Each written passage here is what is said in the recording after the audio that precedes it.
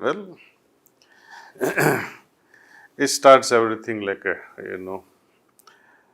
tricklet, a small few drops at a time, and then becomes the ocean. Mhm.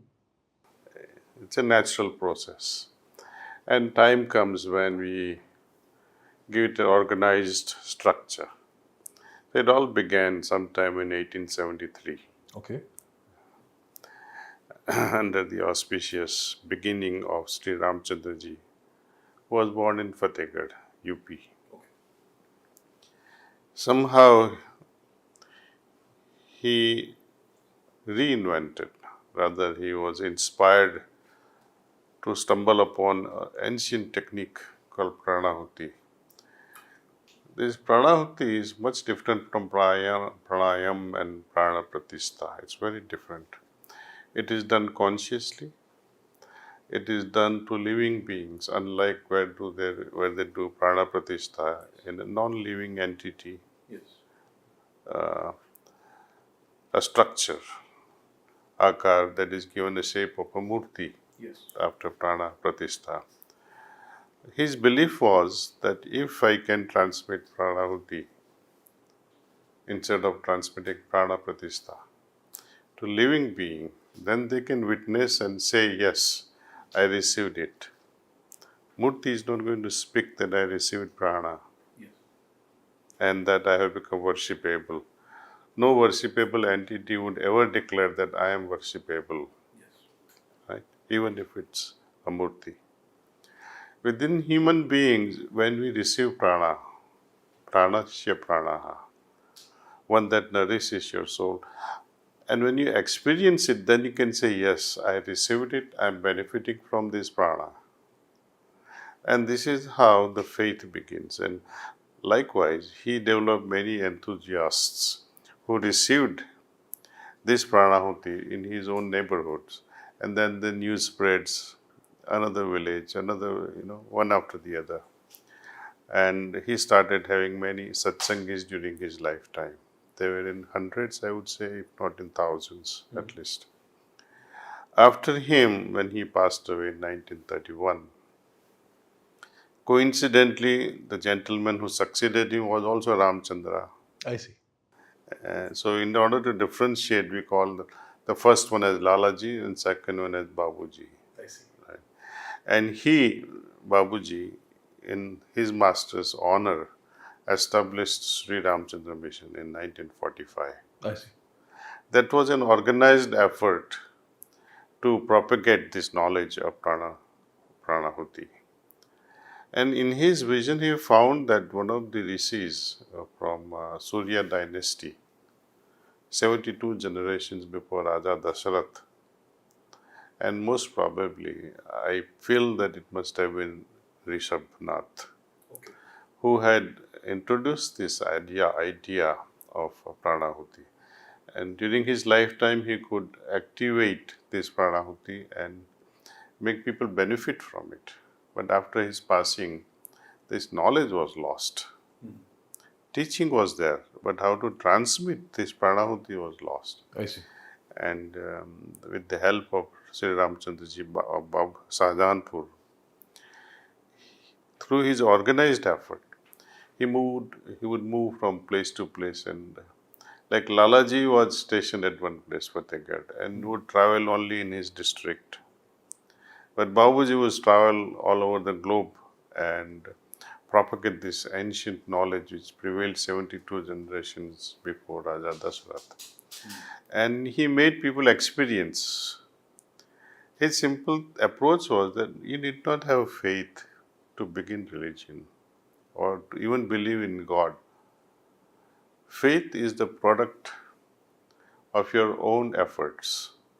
If you do something in certain direction and if you say, yes, this is benefiting me and I'm able to realize something which is beyond myself, then you can say, yes, I am moving in the right direction. Okay. And this is how simple faith develops, and then trust develops, Shraddha develops. And out of Shraddha, Bhakti develops in your heart for God in a true sense. Otherwise, we keep on doing things ritually Yes. in a very in a very artificial way. Day after day, we keep on doing the same thing Mechanically. mechanically. Yes. And here the difference is when you close your eyes and receive this pranahuti and see the difference in your heart, the way you perceive things, and also how your life changes day after day, becoming softer and softer. You are transformed and becoming better human being, of which you yourself can be proud of that. Yes, I'm a better human being. So this is spiritual as well as the how it's spread across the globe. And after him succeeded a gentleman who was a director of one of the TTK Krishnamacharya group from Chennai. And after him, it was my luck to succeed him. Destiny would bring me to this path and say, okay, you have to carry on with this task. And now we are, I think, in over 160 countries. I see. Yeah, yeah. And our job is now to inspire youth more and more and in a very scientific way. We conduct many researches also in a scientific that what happens to your physiological, neurological functions, your moods, your anxiety, your stress, just by practicing this for a week. I see. Yeah, and we have outstanding results. So we have slightly, I would say, have a science also getting involved with research work. Only then I think the rest of the humanity who believes in science, nothing wrong in believing in science. In fact, the bridging of science and spirituality will only make life even more enjoyable. iPhones and other stuff, the products of science. Yes.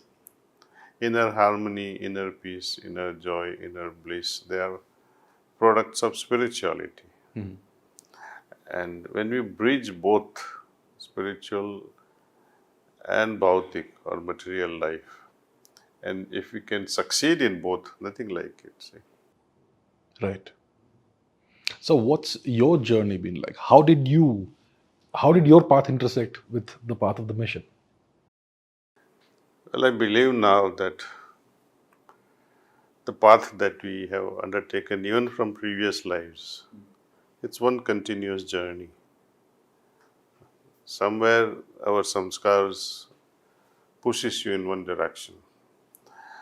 If our free will behaves differently and works against the pushes of samskara, either they can be positive or it can be negative, right? Fortunately, I was brought up in a very samskaric tradition of our culture, and then my destiny would lead me to introduction to Sri Ramakrishna Paramahansa, his gospel at a very early age. And while reading those books, it would move your heart so much that you would wonder, I wish I was also present during his lifetime, or I wish Ramakrishna would again embrace me by sending someone like him. That inner cry was there, see. And one fine day, I found this gentleman through a friend of mine who said, let's go and meditate. I said, why not? And that's where the journey began as a student. I was a college student then, 19 years of age, I see. and third year of pharmacy. And then many of my friends and few of our professors started meditations. After graduation, I went to US. That's when I deepened my practice in the United States. While doing businesses also, I made sure that I would practice this thing at least 3 times a day. Half hour in the morning, half hour in the evening, and 5 minutes before going to sleep. That was enough, I think. And now and then we would have satsangs, like group meditations at home or at business, or we'll have some big arranged seminars. And it went on and on and on and on. And it still continues. Right. So, sir, what is heartfulness? Heartfulness is what the mission is known for. It is a form of Raj Yoga. Yes. So, could you describe what it is like? See, we have in Indian tradition many forms of yogas. Yes. Very well known today, and credits go to our Honorable Prime Minister Sri Modi ji, who made yoga a worldwide name, household name. People perform asanas, pranayams, and so many other things. But in reality, as you see, we should add the entire Ashtanga Yoga to make it known as a perfect yoga. Dhyana, Dharana, Dhyana, and Samadhi, they're just internal aspects of doing yoga. And once you bring in the outer and inner, it becomes a complete package of yoga. Culmination is through Samadhi, which is all related with mind. Yes. The kingly things in human being, human manas, is manas, mind, Mind, yes. right? Among all yogas, the kingly thing is Raj Yoga because it deals with mind, Okay. right? This particular path offered by Sri Ramchandra ji, it's a combination, it's a hybrid, I would say, of Karma Yoga, Bhakti Yoga, and Jnana Yoga. Okay. It's a whole thing. That's why it's not a pure Raj Yoga, only dealing with the mind. Because this one deals also with the heart. See, without bhakti, without love, without passion, if you perform karma, it becomes shram, it becomes labor, where you lose body weight. Yes. If you labor in a farm, you lose body weight. But if you can act on your body with a lot of enthusiasm, you go to gym, you build body, Yes. right? So it is the enthusiasm that makes difference, Yes. passion. So work becomes worship. Even while working, you introduce this element of love, passion. Then work can become worship. You can play cricket, you can earn money, you can do your household works, you can lead a perfect family life and make it as a worship. Likewise, knowledge, Jnana Yoga. You can acquire a lot of knowledge, many professors are there, but no character, True, sir. right? Without love, you cannot have a character. Yes. So without bhakti, knowledge becomes burden. You look like a fool, right? Too much knowledge, but you have no devotion, no love in your heart. Yes. It becomes your burden. So this beautiful path, I like to call it a path of KGB. K for karma, Okay. G for jnana, and B for bhakti.